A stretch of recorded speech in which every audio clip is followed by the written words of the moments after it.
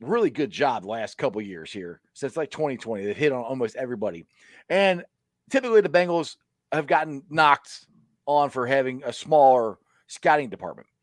And I kind of look at it this way: it's not necessarily quantity of scouts, but more of quality of scouts. And I think the Bengals have done a good job of that. Now, question: do you think it's better to have more opinions or less opinions?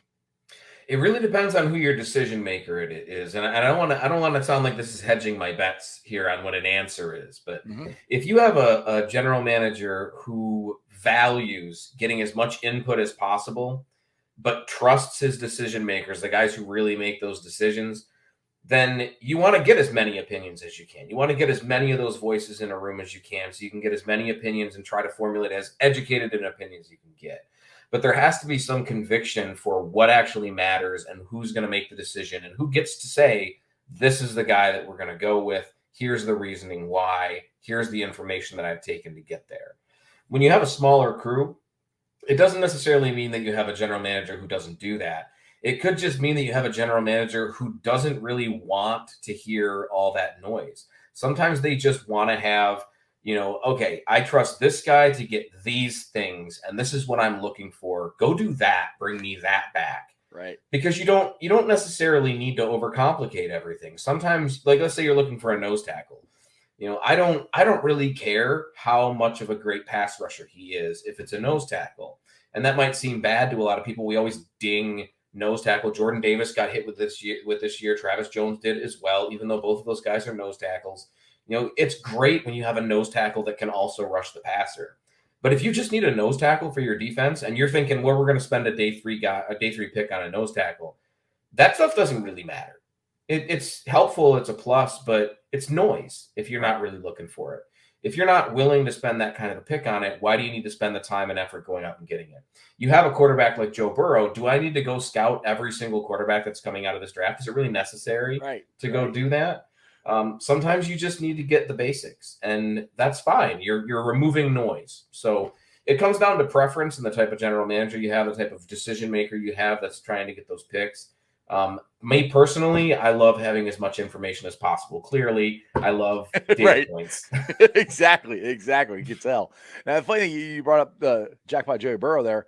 I remember back in 2020, it still cracks you up. There was still a slight debate amongst Bengals fans of who you drafted number one. You draft Joe Burrow or you're drafting, oh my goodness, I forget his name. That's how important it was to me. The defensive end out of Ohio State that year. I can't remember his name right now. Anyway, there was a small debate of which one you would draft there, and I'm like, you draft the quarterback. Did you see him play? I mean, why would you? I mean, you in the NFL, you need that quarterback, you need that toy, you need that piece, and that sometimes goes to me is where people are overthinking it. Like, well, we got this, but we need a defense, and so that's where, for me anyway, I like information.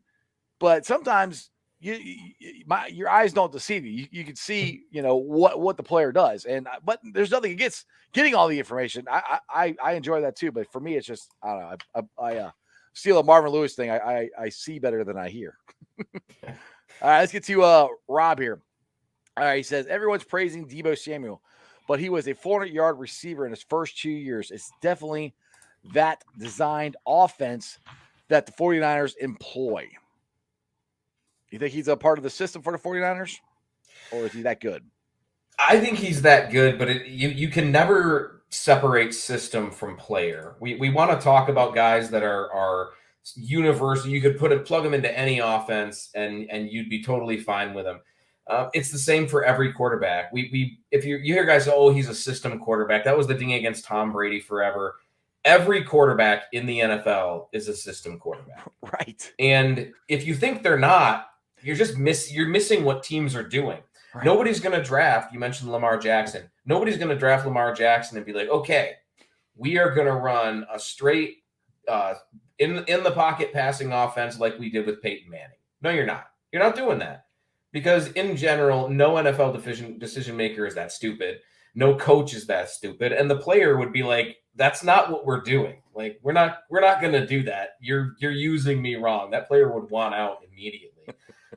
Nobody really does that. It's the same for every position. Everybody has something they're good at. I talked about Nnamdi Asomugha a couple of days ago, and how Nnamdi Asomugha at one point was considered the best or second best cornerback in the NFL with Darrelle Revis. Just a different type. Darrelle Revis was much better getting the interceptions, getting those big splash plays, and Asomugha just erased people from the football field. And people had this big debate about which was better. And then Asomugha switched systems. He went to Philadelphia, and he went from being one of the best cornerbacks in the NFL over a 5 or 6 year span to one of the worst immediately. Right. Mm-hmm. And it really highlights how important scheme can be. Receivers are no different. If you have a coach come in that wants to use Deebo Samuel and they're like, all right, we're not going to put you in the backfield anymore. We're not going to motion you anywhere.